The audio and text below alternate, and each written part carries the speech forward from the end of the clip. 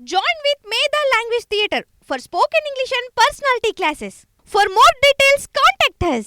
ఒకప్పుడు జగన్ మాట వేదం, ఒకప్పుడు జగన్ గీత లక్ష్మణ రేఖ, ఒకప్పుడు జగన్ చెప్పింది చేయాల్సిందే అన్న భావన. ఇది ఇతమిద్దంగా వైసీపీ నాయకులను గాని ఆ పార్టీ వ్యవహారాలను గాని చూస్తే అర్థమవుతుంది.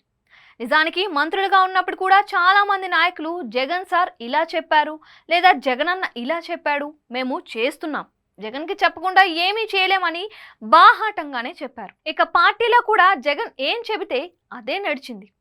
ఆయన్ను ఎదిరించి మాట్లాడేవాళ్ళు, ఆయనకు ఎదురు తిరిగి సమాధానం చెప్పిన వాళ్ళు కూడా ఎవ్వరూ లేరు.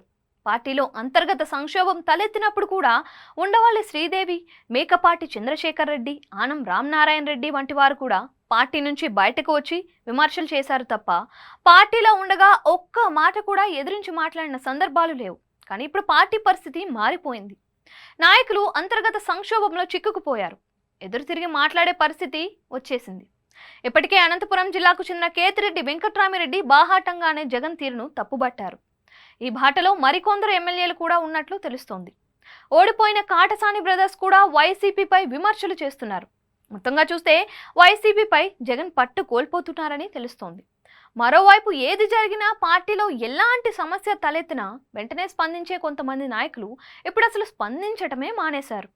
ఉదాహరణకు కొడాలి నాని, రోజా, ఆదిమూలపు సురేష్, బొత్స సత్యనారాయణ కూడా సైలెంట్గానే ఉన్నారు.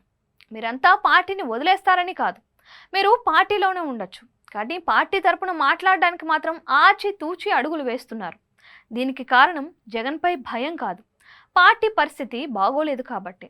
అందుకే పార్టీ మీద జగన్ పట్టు కోల్పోయారు అన్న వాదనకు బలం చేకూరింది. ఏదేమైనా రాబోయే రోజుల్లో వైసీపీ పుంజుకోవాలి అంటే జగన్ ఒంటరి పోరాటం చేయక తప్పని పరిస్థితి ఏర్పడింది. ఇప్పుడు ఎవరూ బయటకు వచ్చే పరిస్థితి లేదు. ఎక్కడ కేసులు పెడతారో అన్న భయం ఒకవైపు, పార్టీ పరంగా వైసీపీ మరింత డైల్యూట్ అయితే తమ రాజకీయ భవిష్యత్ నాశనం అవుతుంది అనే ఆందోళన ఇంకోవైపు నాయకులను వెంటాడుతుంది. ఈ నేపథ్యంలో జగన్కు ఒంటరి పోరు తప్పకపోవచ్చు.